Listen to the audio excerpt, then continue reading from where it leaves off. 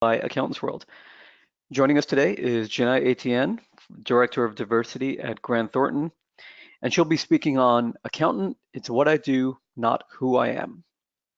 I want to thank you again for joining us today. My name is Div Bensali. I'm a Vice President here at AccountantsWorld. Just a couple of housekeeping things before we turn it over to Jina. If you haven't used GoToWebinar in a little bit, just a couple of reminders on it. If you're not seeing the control panel, look for an orange arrow that will allow you to expand or hide the panel whenever necessary. You can check out your audio options by clicking on the audio tab. It'll give you the choice of computer audio or phone call. If you select phone call, it'll give you a dial-in number and an access code there as well. If you'd like to have a question answered by Jina, you can enter that at any time, and she'll be answering them during our polling breaks and then potentially at the end of the presentation as well, if there are any at that time. Also wanted to mention our hashtag expert webinar, which you see in the bottom left-hand corner there. If you're on Twitter and would like to tweet about it or have any questions during the presentation, you can use that hashtag, and Tom from the AccountantsWorld team will be on Twitter to answer that as well. Also wanted to remind you, if you haven't downloaded the handout yet, you can go to the handouts tab and download the PDF there. If it doesn't download for you right away, just be patient for a couple of minutes. We have a lot of people who are hitting that download at the same time, so just bear with us there.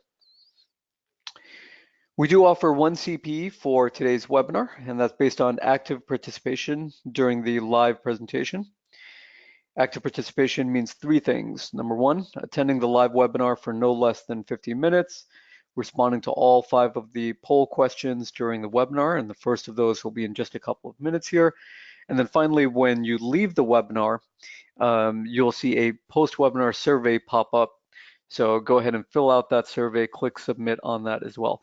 If you don't see the survey pop up, no worries, we'll send you an email with a link to it as well, so you can get that counted. You'll be notified of your CPE within 3 business days after we confirm eligibility. And we'd also recommend you add webinar@accountantsworld.com to your trusted email list on your email system so that the emails from us about your webinars are able to get through. I wanted to mention a really exciting new ebook that we at AccountantsWorld have just put out, and that we would love to get in your hands as well if you don't already have it. It's called Cure Your Clients' Pain and Yours Too: How to Strengthen Your Client Relationships and Boost Your Accounting Profits. The premise of this ebook is that most client accounting is done in a backwards fashion right now, which is the clients and software designed for clients sort of lead the accounting processes, and then accountants are in a reactive role, cleaning up messes and addressing issues after the fact. It's cumbersome. It results in less efficient use of your and your staff's time, and it reduces your profitability and also reduces your reputation among your clients because they see you as a fixer rather than necessarily as a strategic advisor, which is the reason that you became an accountant in the first place. So in this ebook, you'll learn how current accounting systems create a lot of undue pain for both small businesses and for professional accountants, how a new class of professional accounting solutions can eliminate that pain and also open up new opportunities for you to grow your firm and better serve your clients. And then finally, a checklist of 7 key criteria to look for in a modern accounting system. This ebook is available completely for free, and in fact, for folks who are attending today, we'd like to make it as simple as possible. You don't even have to go to a form to do that. I'm going to go ahead and pull up the first poll question right now, which will ask if you'd like to get a free copy of this ebook delivered to your email box. So again, no obligation. It's a free ebook that we'd like to get in your hands. So if you'd like to receive it, go ahead and click yes. If not, click no. Either way, go ahead and get your vote counted. A reminder, this is the first of our 5 poll questions today. Polling is required in order to earn CPE credit. So we'll go ahead and take about 10 more seconds here for people to get their votes in.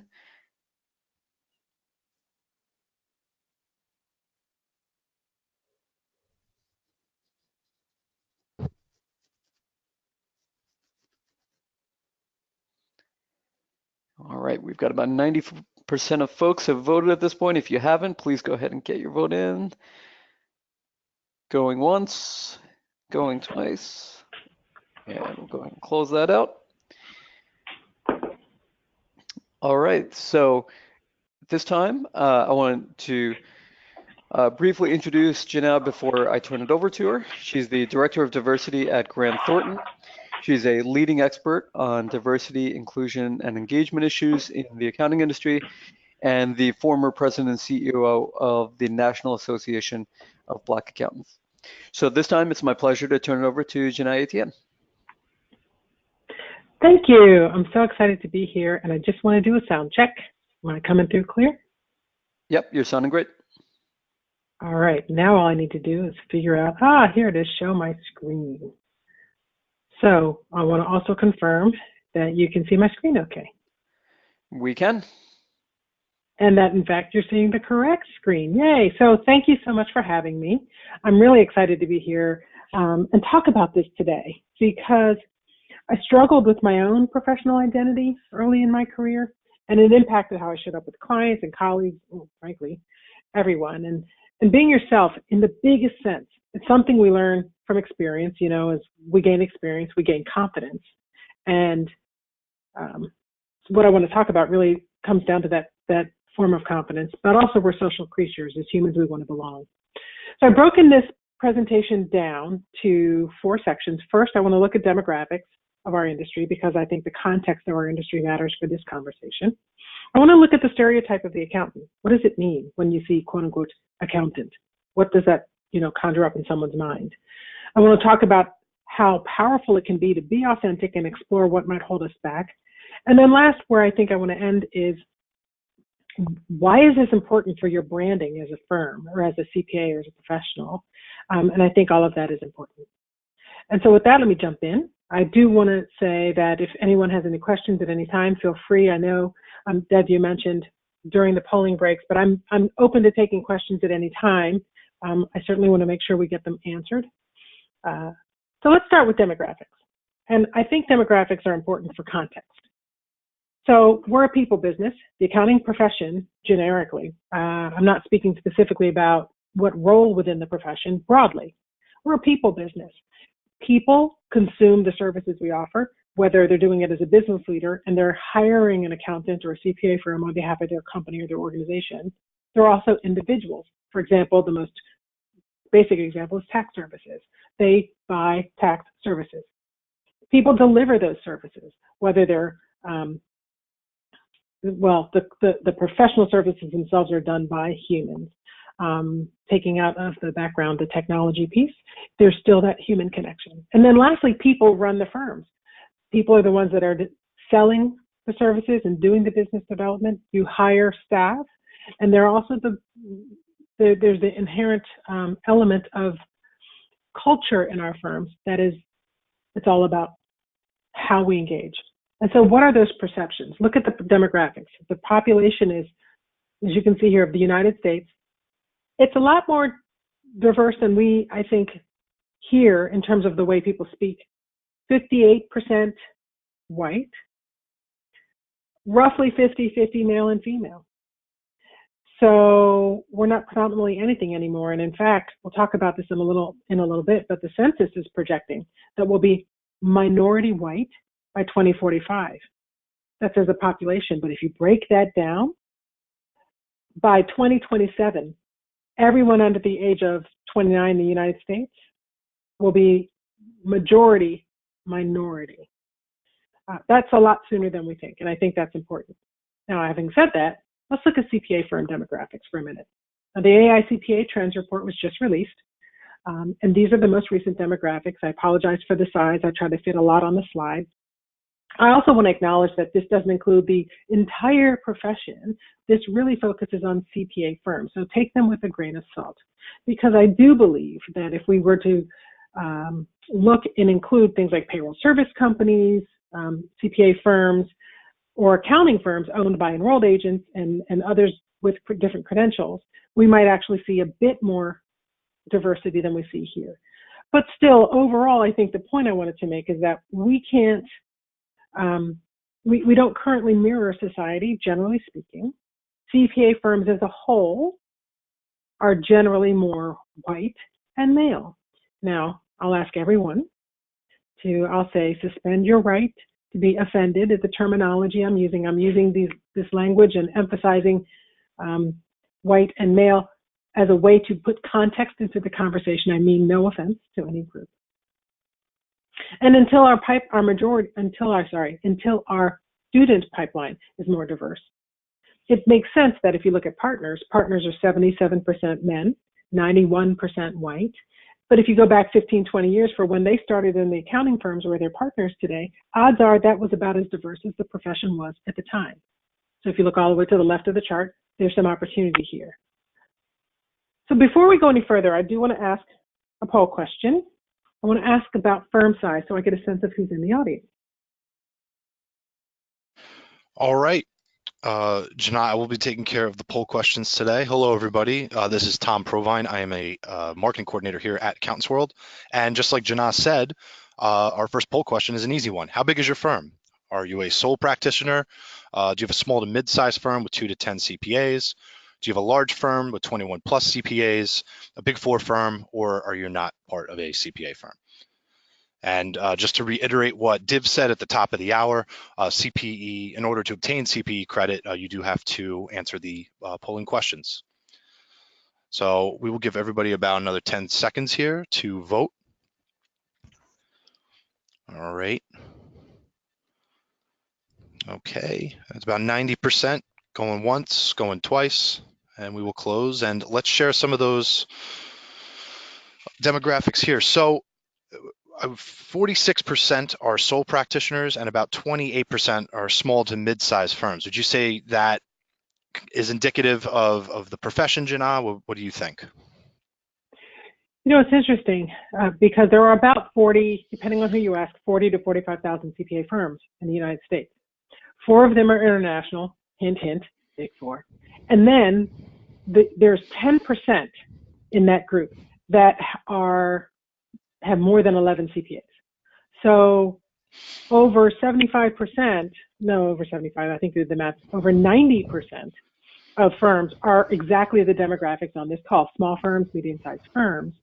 And interestingly enough, those small firms really do mirror some of what we see here in terms of demographics for small businesses. And I thought it was really interesting because, hint, hint, where I'm going to come with another question here in a moment is, how do we align with as small firms? You know, small firms are inherently more diverse than larger firms if you look at the composition of those firms. But if you zoom in on 1 or 2 firms, one firm might be a sole practitioner with an administrative assistant and maybe some part-time help. Another firm might have 3 people on staff total. Odds are good that when you zoom in at that level, the firm they all look like the owner. And so I think that there's something interesting here. In fact, here's a quick slide I want to share.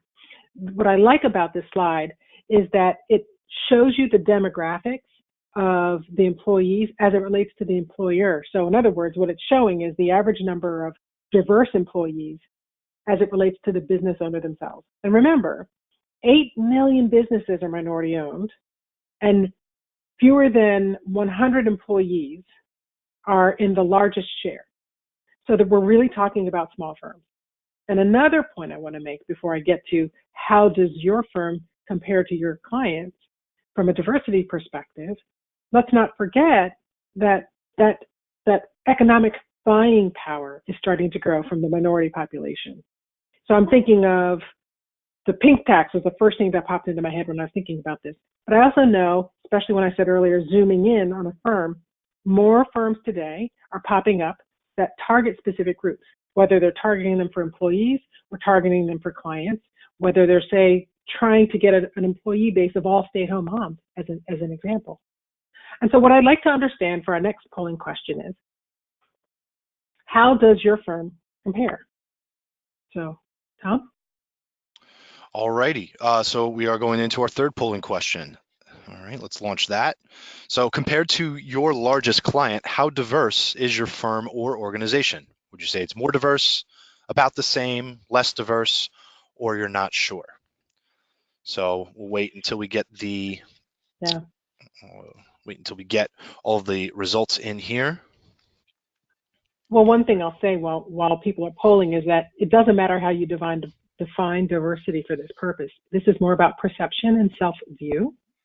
And so really thinking about it from the perspective of, if you were to compare yourself and how your firm shows up from a diversity perspective to the biggest client you have, do you reflect them or mirror them? All right. Very interesting. So we have about 92% people who have voted here, going once, going twice. All right, and we're going to close that poll question out, and let's share these results. So compared to your largest client, how diverse is your firm or organization? About half said it's about the same, whereas 17% said it's more diverse and 17% said it's less diverse. I love that. And 17% weren't sure. And what's great about that, though, is that we're kind of across the board. So there's, pardon the pun, there's diversity in the very responses we have here. Now, those that said that they were about the same, what's interesting is then it's going to come down to sector. So what industry do you serve? What community are you in? What area of the country are you in? To really get a sense of how we're showing up. So diversity is a background. Now I really want to talk about what I wanted to say, which is accountant. It's what I do, not who I am. This very phrase, and I'll share with you guys toward the end, one of my earliest marketing lines when I was in practice. I had my own firm for 17 years. And I struggled with this very thing, the accountant stereotype. And I struggled because it's actually not a bad stereotype as stereotypes go. It's somewhat true. It's not really bad. We ourselves in the profession believe the hype, if you will. And yet it can also be limiting. And the challenge with stereotypes is that it informs not just what the public thinks, but our own self-belief and what we think, how we need to behave, show up, engage, interact, think. It will get us directly into limitations around style and about communication and things like that. So what is a stereotype? This is the definition. It's a widely held and oversimplified idea of a particular type of person. So if the profession, let's just say the accounting profession as a whole. Now, Tom, I'm sorry we didn't chat about this in Dev beforehand. I don't know how people can provide some real-time feedback here if they just throw in something as a question, but it's really a feedback. If someone does that, please just interrupt and share what you're seeing come through. But if the profession were a person, and this is more of a philosophical question, do you think it'd be male or female? Now, here's the rules of the game. You can't overthink it. You got to go with your gut reaction. So I took a chance, and I'm going to go with gut reaction. You said male. Not true for everyone, but it's true for some. Now, if you said male, my next question, what's their race? And it could be, there are lots of different ethnicities and races, but I'm going to guess you probably said white. And then if you said a white guy, let's move on and say, is he single or married? And it's funny, but when I went through this exercise the first time, I naturally came up with him married. Next question, what's their age? Are they younger? Are they older? I probably, in my mind, had an older white guy who's married in mind. I can go on, and as you can see, I will. He's married, not only that, but has a wife and with children. Now, we even have just different conversations about gender identity today that we didn't have back when my first impressions were formed. And then, so I ended up with this picture of what a CPA was. And then if we go on into that in terms of personality, I thought in terms of they're conservative, they're tactful, they're reserved, they're an introvert. Some of the more negative sides of that stereotype, they are boring, that kind of thing. And I think that stereotypes have positive sides, stereotypes have negative sides. If the positive side of a stereotype is that it can help you quickly build rapport with people who are quote unquote like you. You can leverage your insights into the community that you are a member of. And community is race, gender, style, height. It doesn't matter what the community is. But once you're an insider, you can build rapport. It can also be very validating if there's an aspect of a stereotype that reinforces what you think about yourself. I'll give you an example. There's a stereotype. Asians are good at math. If you are Asian or have an Asian ancestry and you're good at math, then that is a validating stereotype. But there's also the flip side, because they can be limiting. For example, if you have an Asian and or have Asian in your background, in your ancestry, and you're not so good at math, well, what about that stereotype I just mentioned? So stereotypes can be barriers. They can cause us to question. They can cause us to hold back, and they can interrupt our thinking just about our own self-identity.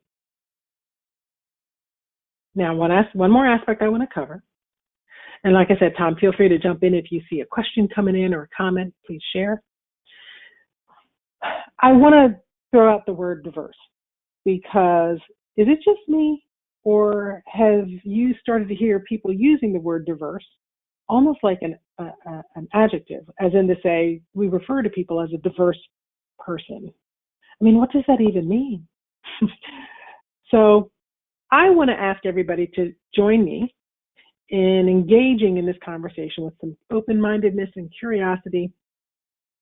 And when I count to 3, I want us to all stop being accountants. Can we do that? Or whatever that means in your mind. Oh, but let me add one more thing in here. If you're on this webcast and you're over the age of 39, which means you're a Gen Xer like me, or a boomer, you're also no longer mature when I go to the count of 3. Okay, I shouldn't say mature, I should say experienced, but you ready? 1, 2, 3. Okay, that was me snapping my fingers. Now we are all younger, and we're not accountants held back by these definitions. And the reason this is important is the definitions that people use are different today. So if you are a boomer or you're a Gen Xer, odds are you generally see diversity in the context of EEOC, the EEOC world. So it's about fairness, it's about protection, it's about equity, it's about policy. But if you're younger than that, you are looking at it from the perspective of individuality and how we respect that and value your identity, what you bring that's different. The workforce is shifting younger, and this will influence.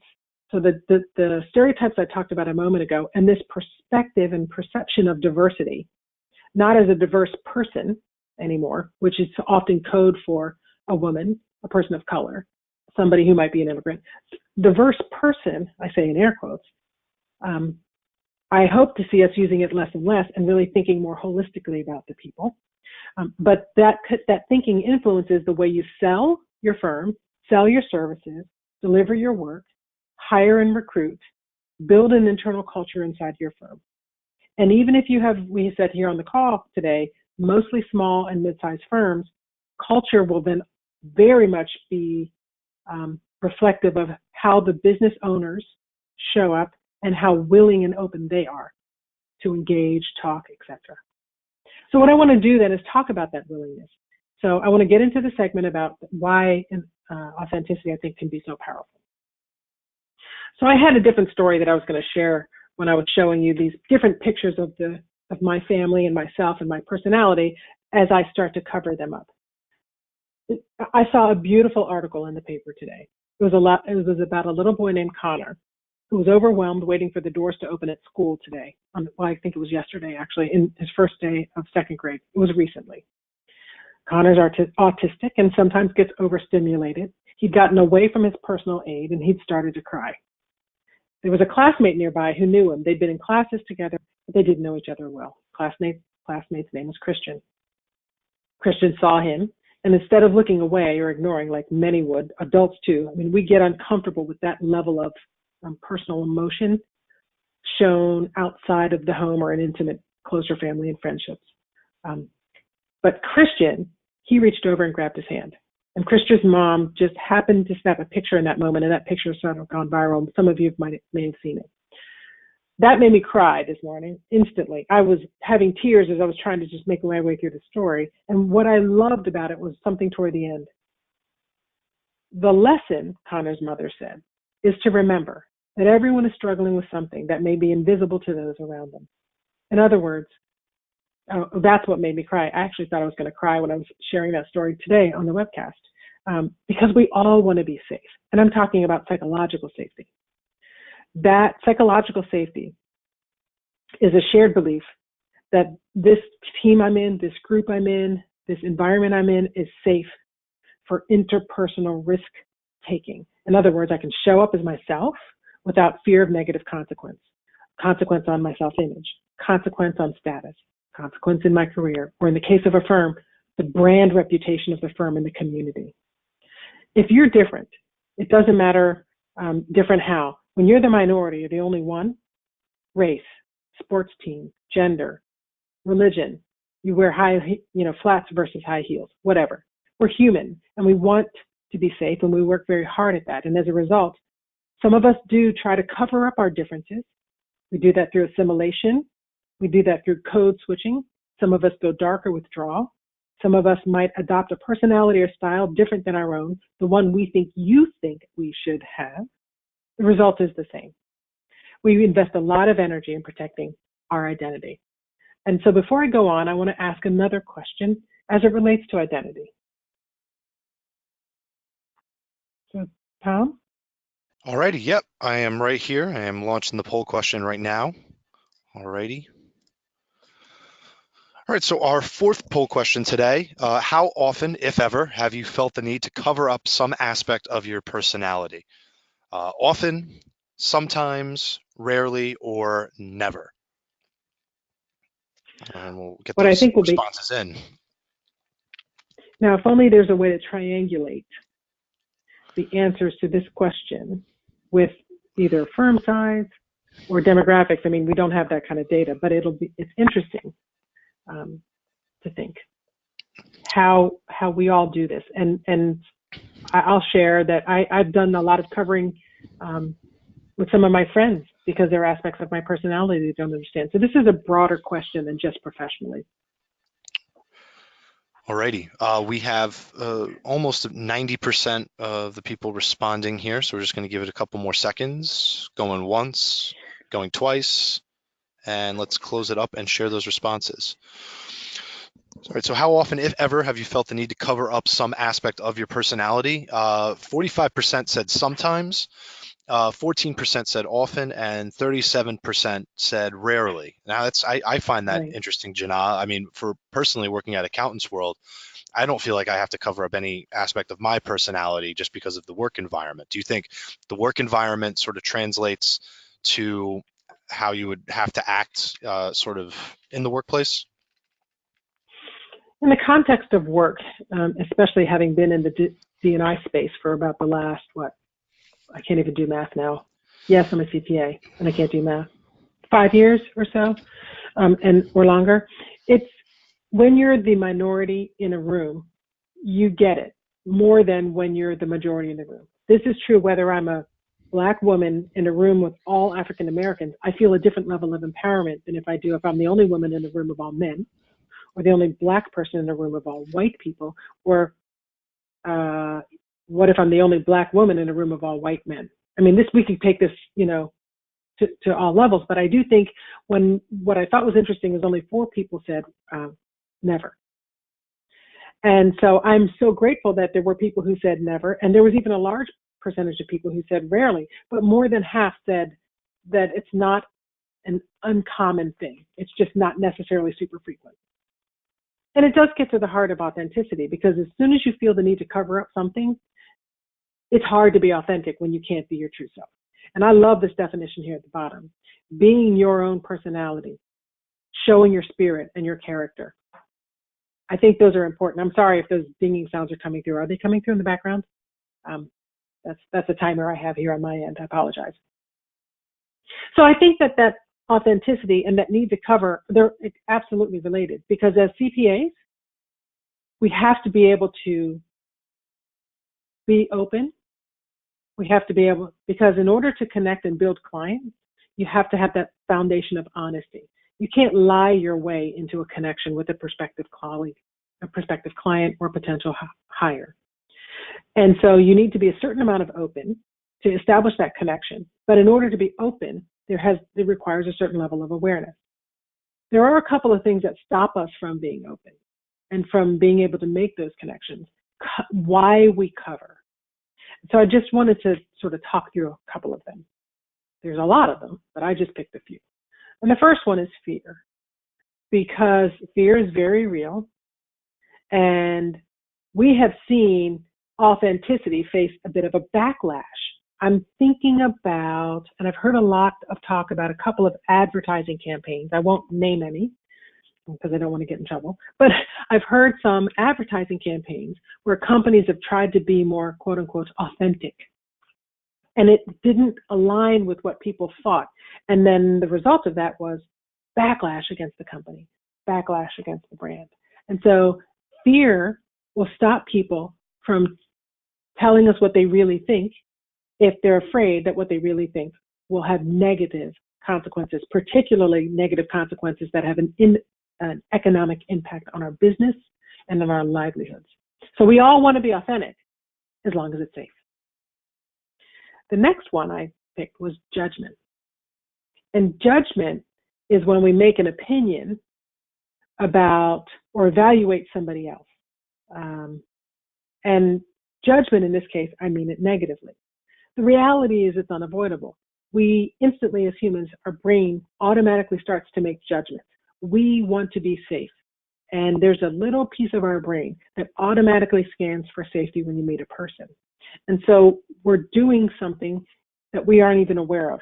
A lot of people refer to that, a lot of parts of that process as unconscious bias or implicit bias, because we're instantly judging without being aware of the thinking on in the background. Maybe people don't express those judgments, but there's still something going on in the background that stops them.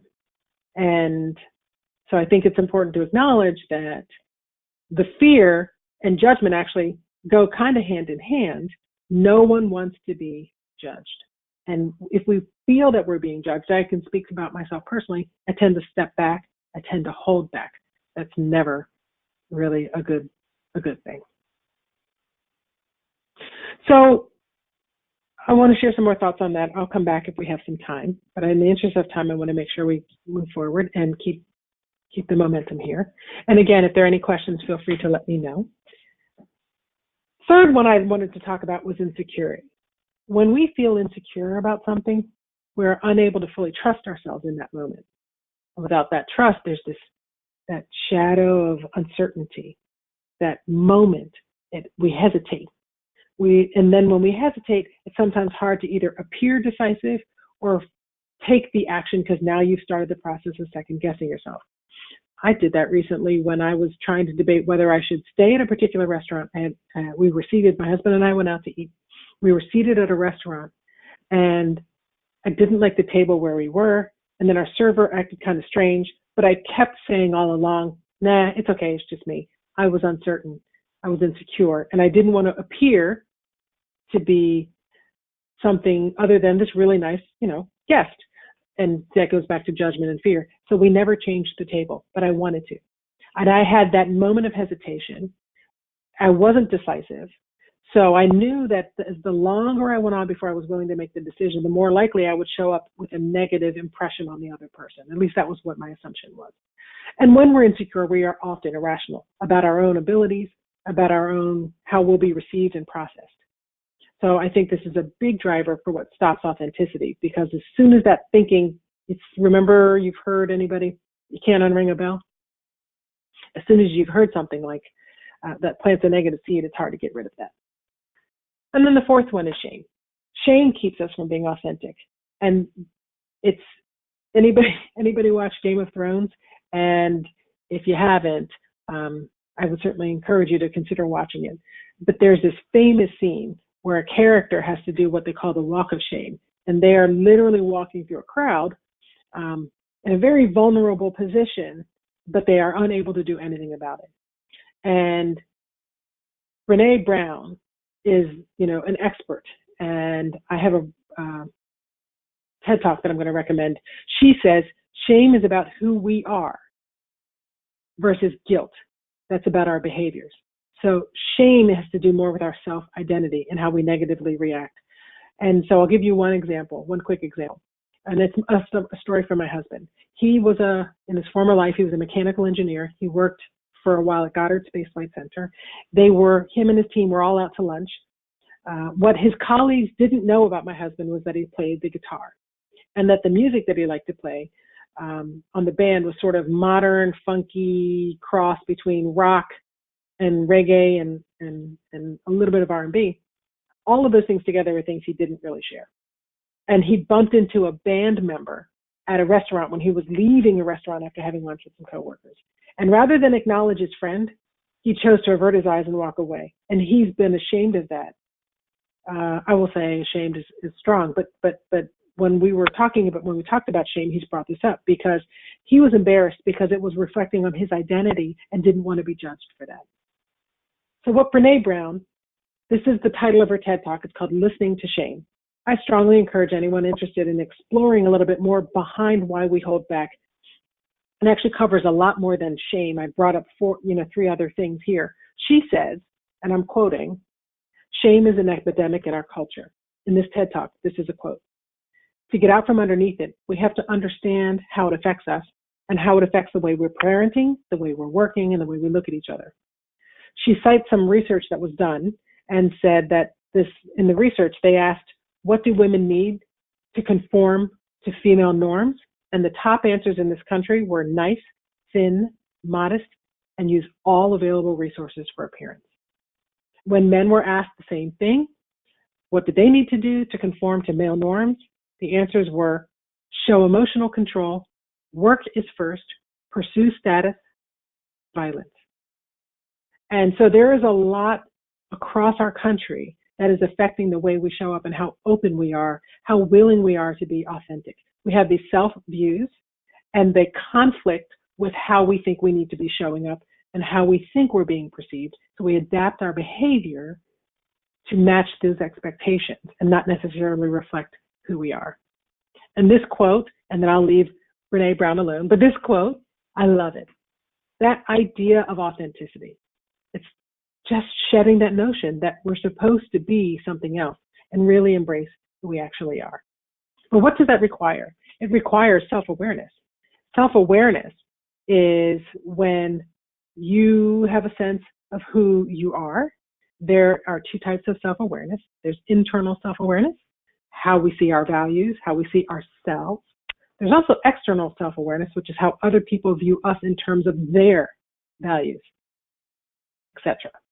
So one thing I would suggest, one takeaway, I can't give you a takeaway, sorry. One recommendation I have is this idea of noticing, because to be self-aware, you have to notice that you're doing something. For example, one of my bad habits, and it persists to this day, is I tend to interrupt. And I'm better now, but I'm still a work in progress. And I interrupt out of excitement, but don't realize that I'm being rude. And it took me a while to understand, to notice when I was doing it. All I did for a long time was try to notice when I'd interrupted. And what would happen is I would be reflecting back on my day and I would realize, oh, geez, I did it again. When I was in that meeting with so-and-so, I kept interrupting all the time. And over time, what ended up happening was I started to notice that I had just interrupted 5 minutes ago. And then over time, I started to notice that I had just interrupted that person. And they're still speaking, but I had interrupted them during that moment. The beauty comes when I'm about to interrupt somebody, and then that's when I notice, oh, look, I'm about to do it again. And with that type of noticing, we can change our behavior. And so when we talk about self-awareness, this is a tip. Don't try to boil the ocean. Start with one small thing, and that's notice. Notice the thing you want to be more self-aware of. The other thing that we need to be authentic is vulnerability. And vulnerability, it's so much easier to say and then do. And I love this picture because of the person hiding behind the mask. We look for vulnerability in other people first, but it's usually the last thing we're willing to show. And so if there's a gap between what you're saying and how you're showing up, other people sense that because that's one of the first things they're looking for. This ties back to self-awareness, though, in terms of being able to process that. You have to be present. There's a rule that I learned that I used a lot. I stole it from a training session that I got many years ago, great training. Be present, be absent, but not both. And does anybody here multitask? I mean, who doesn't? But when you multitask, you're doing two things bad.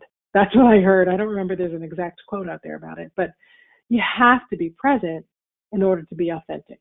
Because if you're not really listening, or if you're not really connecting, if you're not really paying attention, you're missing the most important things, because the nuances are usually where the magic happens.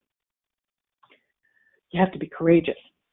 That means, and I don't mean, bold running into a fire. I mean, you have to be willing to be yourself and be beautifully imperfect. It's about being present and living in the moment and staying true to yourself.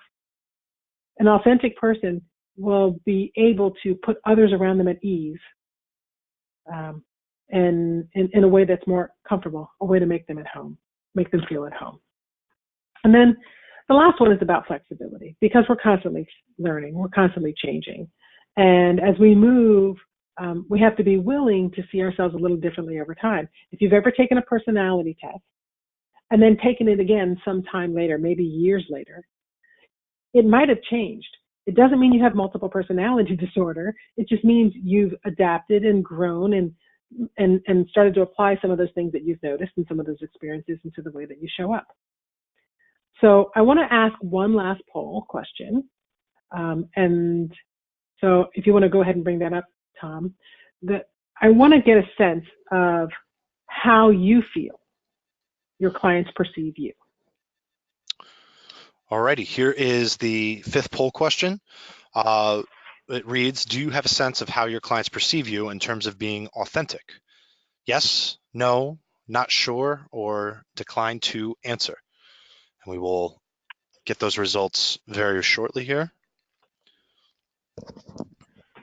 Alrighty. It's interesting. I struggle. I'll chatter while people are answering. I struggled with this one and how to ask this one, because what I'm curious about is your client's perspective of you as the professional serving the client, not how your kids might say or your friends. Does that make sense? Yeah, absolutely. Absolutely. All right, we have almost about 90% of the people who have answered. Let's give it once, going twice, and let's close it up here and let's share. So yes, a very high percentage, 77% says yes, they have a sense of how their clients perceive them in terms of being authentic. Do you see that yourself, Jina?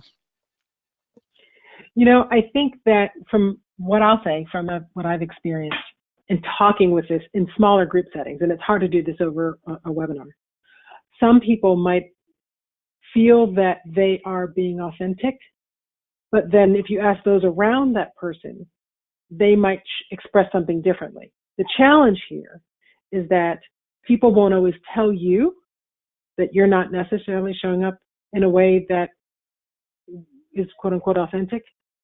They'll smile at you and they'll agree with you when you say that. And so really understanding it is important. I'm really glad to see 77% yes here, because I think the challenge of authenticity, it's two levels. It's you as a human, as a person showing up authentically, but it's also how does that then resonate with you when you're a small firm owner? And that's where I want to take the conversation next. So I still see the poll up there. Are we gonna? Oh, sorry about that, Jina. I forgot to hide that for you. Oh, that's okay. And I was worried that I'd lost audio. No. So what I want to do is I want to end this last segment by talking about what this all means when you're in a firm. So if we go back to my childhood, but that's going too far. I worked in a Big Four out of college, but then I started my own CPA firm. I was based here in Silver Spring, Maryland, and I was in practice for just over 17 years, small firm specializing in tax. And I struggled. When I started, I struggled because my goal was to prove to all of the world in my marketing and on my website and in my behaviors, if I was asked to lead a seminar or make remarks at a chamber event for something, I always wanted to be the best CPA I could be and appear to be just a really good CPA. But here's what I learned, and nobody be surprised by this picture now. Shockingly, people see us through their lens. They don't necessarily see us the way we're trying to be. They see us as they are. And of course, who hasn't seen this iceberg picture, right? There's the tip of the iceberg where, and I'll make up a number because I don't have it handy, but let's pretend there are, 40 characteristics and ways that we can describe humans. On top of the iceberg, there might be 7. Below the iceberg, then, are the rest. What did I say? 40 minus 7 is what? 33? Which means there's more unseen than seen. It's just like even disabilities. Did you know that I think something like 70% of disabilities are invisible? And people think disability, they think wheelchair, blindness, deaf.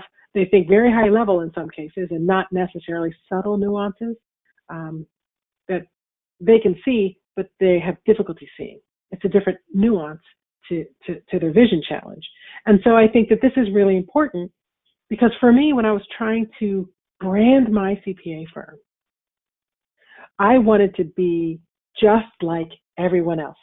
Why? In my case, I am an African-American woman. Well, I present as an African-American woman. I'm actually biracial. My mother's from the Philippines. My father's Black from the South here in the United States. So I'm a bit of a mutt, really.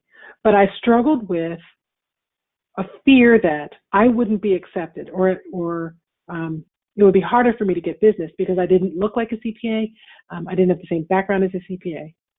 So that's where I started. And I want to share this article with you, and I would encourage you all to go out and look for it. And I put the title up here because I wasn't sure how to embed a hyperlink here. So you have the title, you have the source, CrowdSpring's website. This is a great article, and it's not written for CPA firms, and I kind of did that on purpose. I was looking for something different to validate branding generally and the importance of it to authenticity. Going back to my comment a minute ago, it's kind of hard to hold myself out as the stereotypical accountant. I'm just like everybody else, when if you visually look at me, statistically, I'm not like everybody else. Partners in CPA firms, as recall, and by the most recent standards, were 91% white. I'm kind of not white. And they were 77% male. I'm kind of not male. So I didn't look like the majority of partners.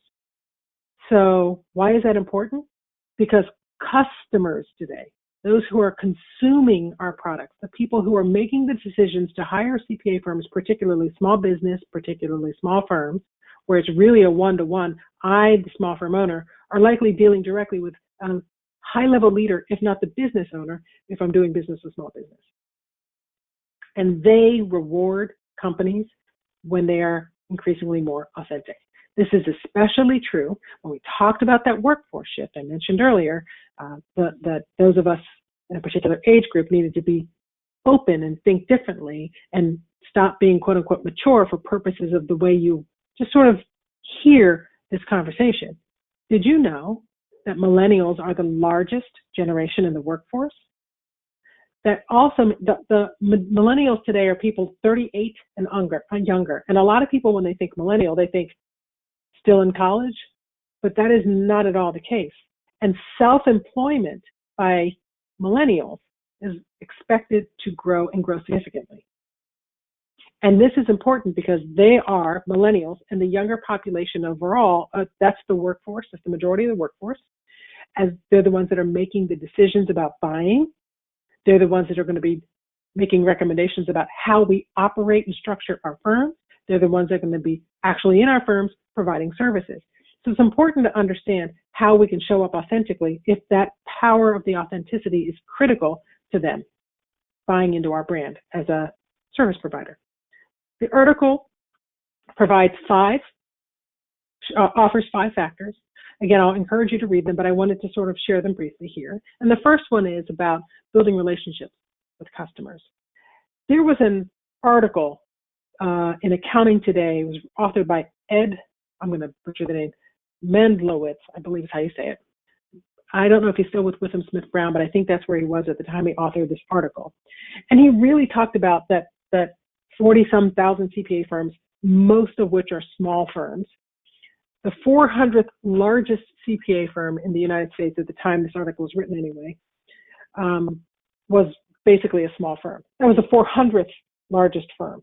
So that means there were 400-ish big firms out of this 40-some thousand CPA firms, and all the rest were small firms.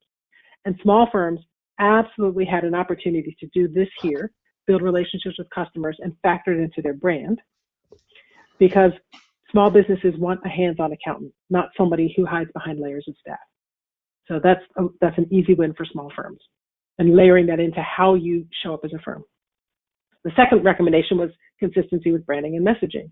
And if I go back to Ed's article, he talks about small business owners want someone that works hard for their business. They want an accountant that can grow with them, who feels that they can handle them and understand them and relate to them. So if you can build that type of perspective into your messaging, that could be really, really powerful and help you come across as a firm that's really authentic, because you're just showing up just like one of us. Yes, you're an accountant, and yes, you do taxes really good, and you do accounting really good, right? She says, tongue in cheek here. But setting that aside, you can get past that stereotype, because you're just like the rest of us. And we're working hard to make a difference, and we're working hard to support our families and our communities. The third suggestion is about engaging your customers and your prospective customers in conversation. Ed talked about that in his article too, because most small businesses want to work with accountants who are experienced in businesses of their own size. They want to engage in these conversations. They want help, and being open and being willing to offer help is really powerful. I found that answering questions for clients for quote unquote free was a great way to get my clients to call me. And I was always willing to answer any question for free. If you ask me a question, I'll give you an answer. But if you wanted me to then back that answer up or provide more thinking or provide documentation or substantiate it for you, you might have to pay for that. But I was always willing to give people the answer to the question, as well as I gave them the context for why it's only because of my subject matter expertise that I can answer that question. It deepened my value in their eyes, and at least that's what I was hoping was happening, versus just sounding like somebody who's trying to be billable all the time. And then the fourth one that she talks about is about the values you hold. If you remember, most small firms have 5 or fewer employees, which means the owner of that firm is pivotal. And in many small firms, there aren't many employees. It might be 2 or 3 CPAs or accountants together as partners. So the 3 quote unquote staff are all actually partners. And you might have 1 or 2 admins and whatnot. What's your personal story? What is your brand? What is your value? What do you value? What is your moral compass? Do you share that? How does it compare to how your firm shows up? If you have a way to communicate your personal values as part of how you show up as a firm, that is powerful, very powerful. And then the 5th one she talked about is honesty and transparency. She, Amanda Bowman, the author of this article. Being honest with your customers shows that respect is important to you. Being honest also means being able to say, I don't know.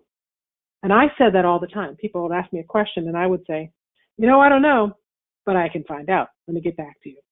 And that being open and being transparent, it's really something that triggers a sense of, I can really trust this person. This person is being very honest with me. And one of the things that Ed talked about in his Accounting Today article, when he was referring specifically about the benefits and advantages for small firms, I loved how he said this. He said, owners of small practices I'm quoting him now, by the way, owners of small practices all make a living. Most truly love what they do. And regardless of the pressure of overloaded work and compressed tax seasons, they're still their own boss.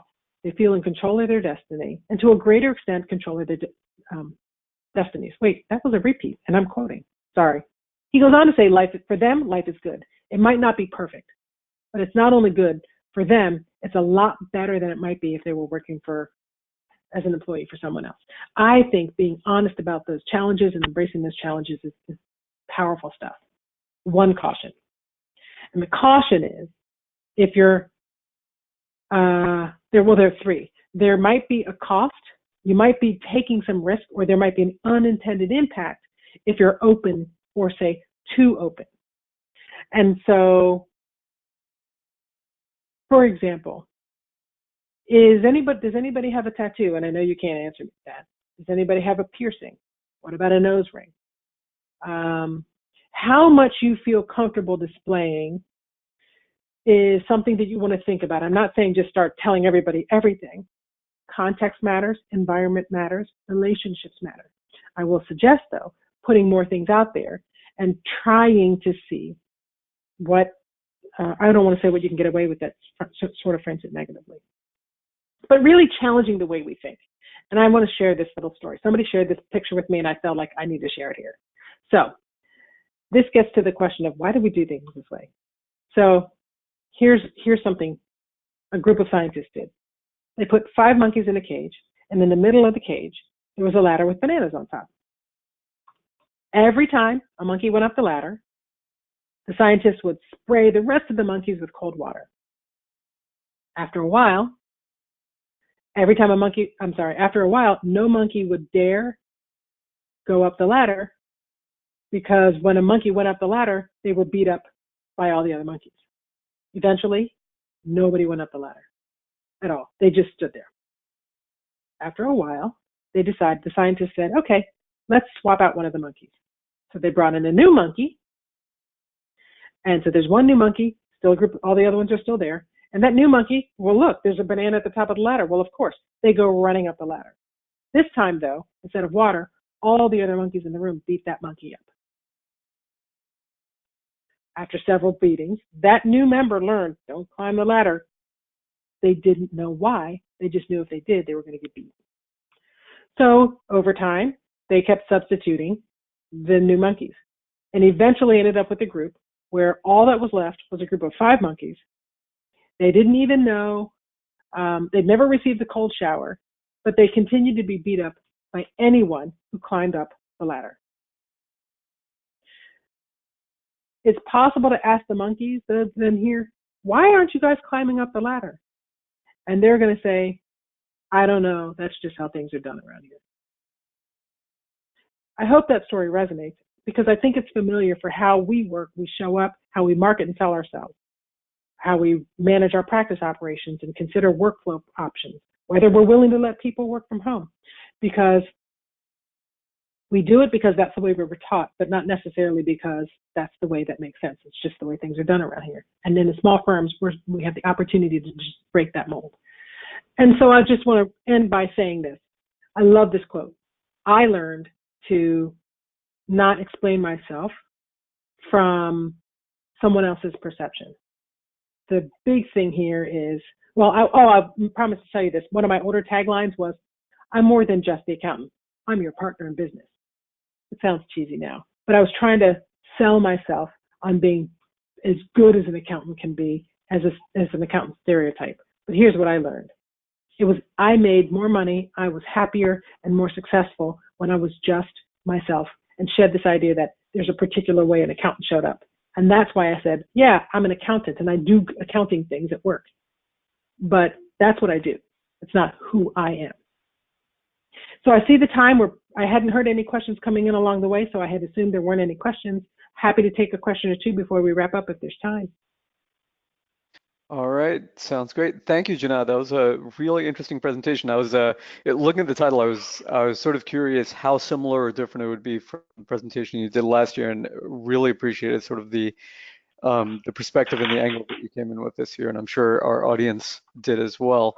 So I'm going to take back control here for just a minute. So hopefully you guys can see my screen now. I want to thank you, Jina, again for joining us today. Thank you to all the attendees today for joining us as well. I wanted to remind you the next in our expert webinar series comes up on September 11th, so that's a little under 2 weeks. September 11th, 2 p.m. Eastern. Brian Tankersley, Director at K2 Enterprises, we'll be talking about robotic automation and AI for CPAs. Brian is one of the foremost thinkers on sort of where technology is going and where automation is going in the accounting space. So definitely encourage you to join us for that one as well. And if you haven't signed up for the remainder of the expert webinars, including Brian's, you can go to 2019webinars.com, 2019webinars.com, all one word, and sign up there. And also wanted to remind you, when you leave today's webinar in just a minute, you will see a post-webinar survey pop up from GoToWebinar. Please go ahead and fill that out to make sure that you receive your CPE credit. Jina, thanks again for your time today, and best of luck in the rest of the year. Thanks for having me.